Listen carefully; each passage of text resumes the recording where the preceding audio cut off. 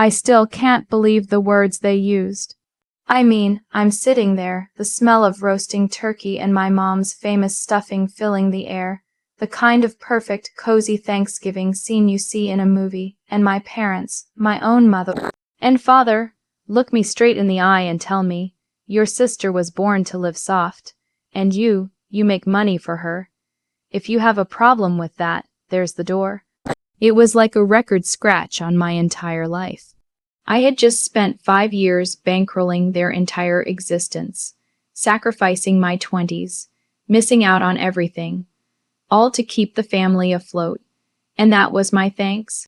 That was the moment I knew everything had to burn to the ground. Was I wrong for the nuclear option I chose next? Tell me honestly, if you would have done the same thing when I stood up, looked them dead in the eye, and said, "Fine, I'll leave and you can start paying your own bills." To understand the sheer, heart-stopping shock of that moment, you have to know how we got there. My sister, Clara, and I are only 2 years apart, but in my parents' eyes, we might as well have been born on different planets. Clara was the artist, the delicate soul, the one who needed to be shielded from the harsh realities of life. I was the pragmatist, the responsible one, which was code for the cash machine. This dynamic wasn't new, it was the bedrock of our family. When we were kids, if I wanted a new toy, I had to save my allowance. If Clara wanted one, it just appeared. When I was applying to colleges, I was told, get scholarships, we can't afford tuition. When Clara applied, they pulled out a home equity loan application, talking about how her creative spirit needed the best possible environment to flourish.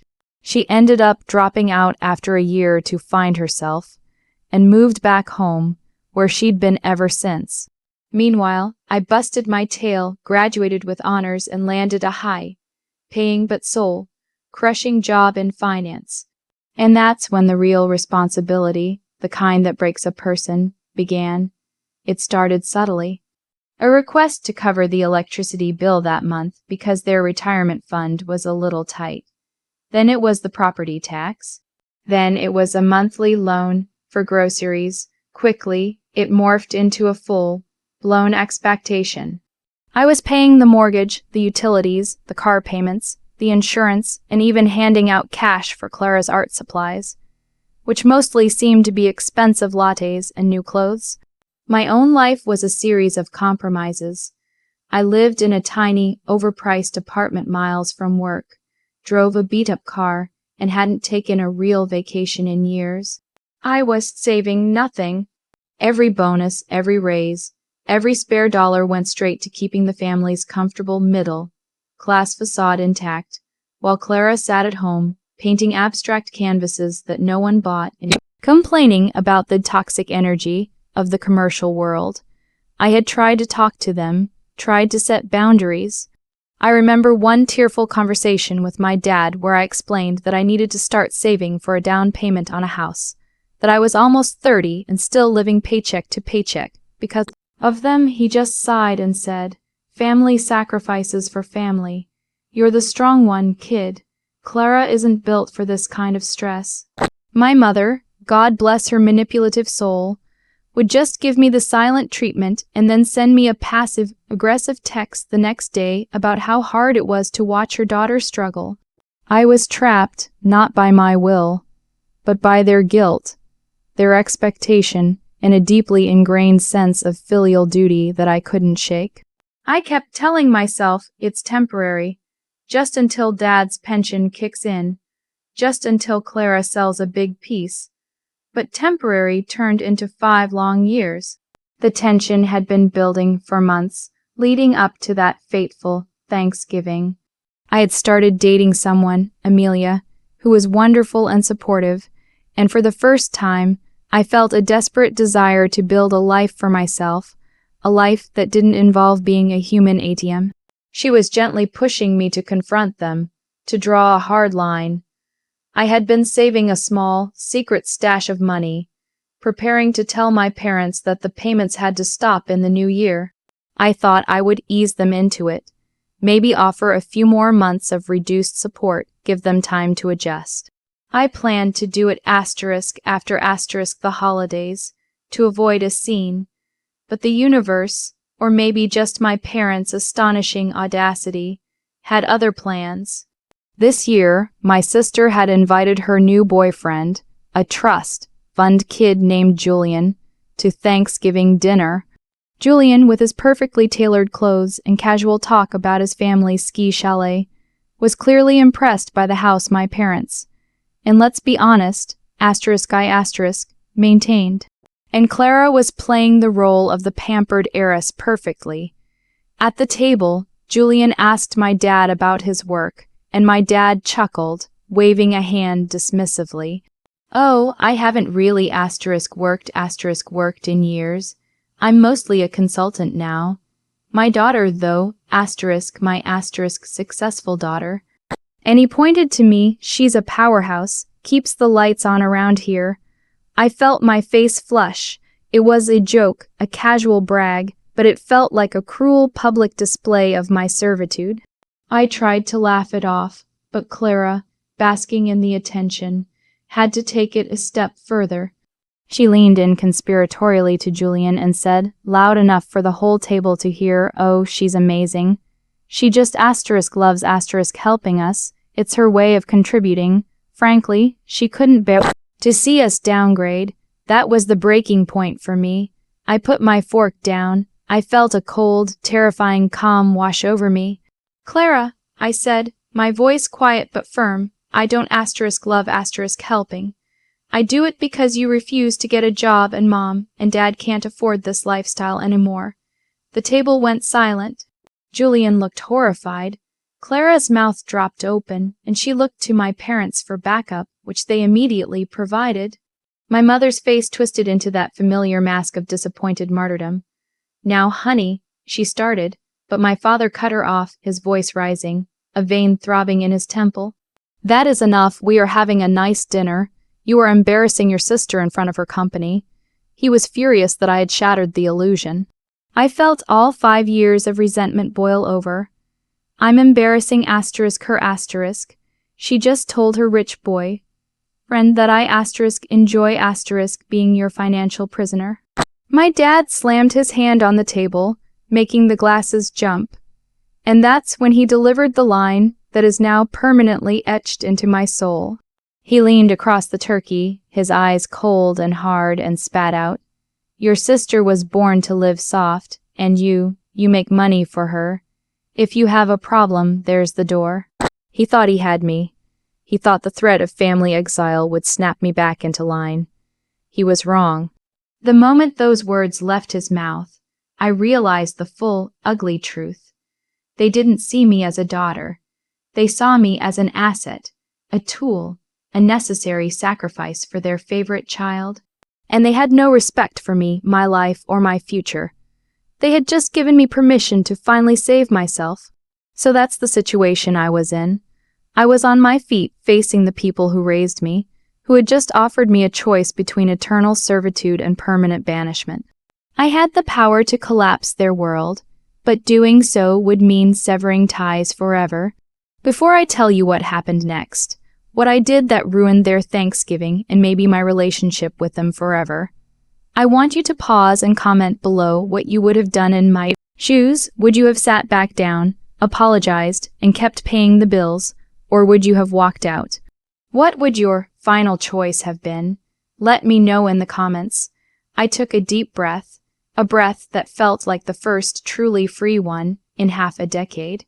I looked from my father's defiant, arrogant face to my mother's silent, judging one, and finally to Clara, who looked like a child caught stealing a cookie, but whose eyes held a flicker of pure, entitled malice. I gave them a smile, a genuine one, but it was cold, not warm. It was the smile of a predator. Fine, I said, my voice now perfectly calm, clear, and loud enough to carry through the house. I picked up my purse. I'll leave. You just said it yourself. There's the door. I paused at the head of the table. But since I'm the one who makes the money, there's a small detail we need to clear up first. I reached into my purse and pulled out a small, folded stack of papers.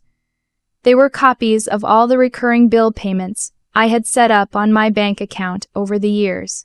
I tossed the stack onto the table.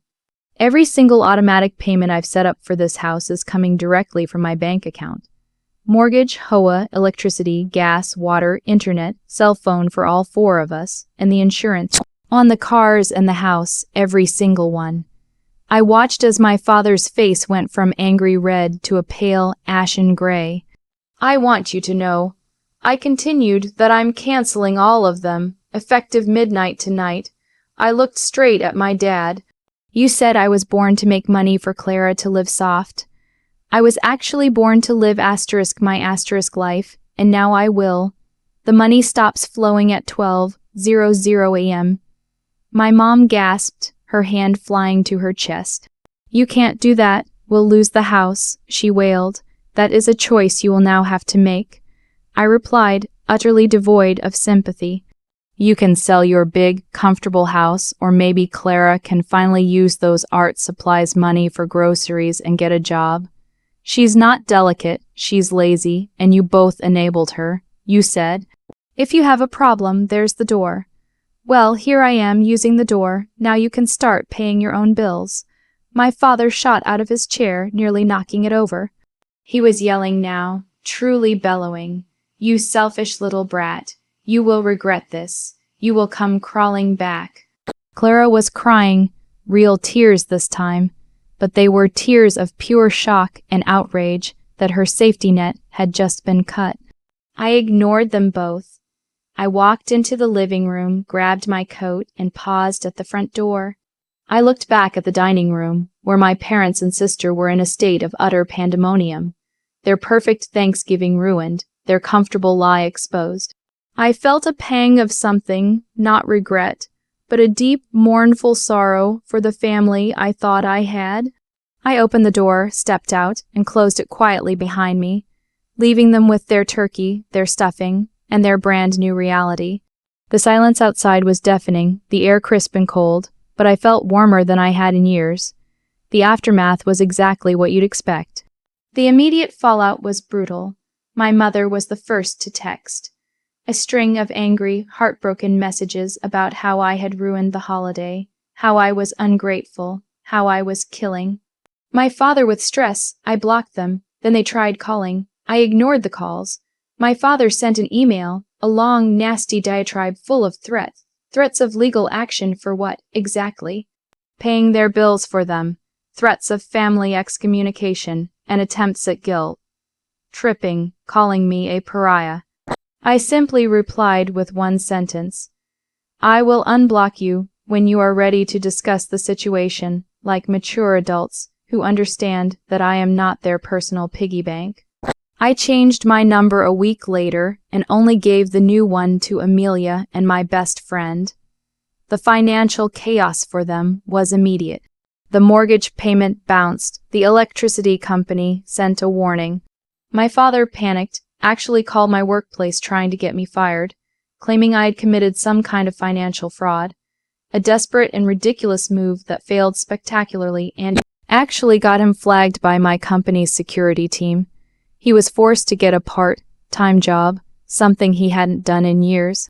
Clara, to my utter shock, had to find a job as well. I heard from a mutual distant relative that she was waitressing and constantly complaining about the brutality of the working class. The house. They couldn't afford it, they had to sell. They downsized dramatically, moving into a small, 2-bedroom condo, the kind of place they always looked down on. It sounds harsh, but it was justice. They had to face the real-world consequences of their choices. Consequences they had gladly pushed onto me for years. I, on the other hand, flourished. I started saving aggressively, took that European vacation I'd always wanted, and a year later, Amelia and I bought a beautiful little starter home. I haven't spoken to them in 2 years. I occasionally get a text from Clara on my old number, usually a brief, resentful message that starts, I hope you're happy with what you did. I am. I'm finally living my own life, not theirs. It was the hardest thing I've ever done, but it was also the most necessary. The moral of this story, the one I carry with me every day, is simple. You can't set yourself on fire to keep other people warm, especially when they think they're entitled to the match. I sacrificed my own future for people who didn't even respect me enough to be honest about my role in their lives. The door was always there, and they were the ones who finally pushed me through it. I have my life, my freedom, and my future back, and I will never apologize for choosing myself. Thank you for listening to my story. It felt good to finally get it all out. Like this video if you were on my side and think I did the right thing by walking away. Subscribe for more stories like this one every week because trust me, the world is full of drama. And please share your final thoughts on this whole mess in the comments section below. I'll see you all in the next story.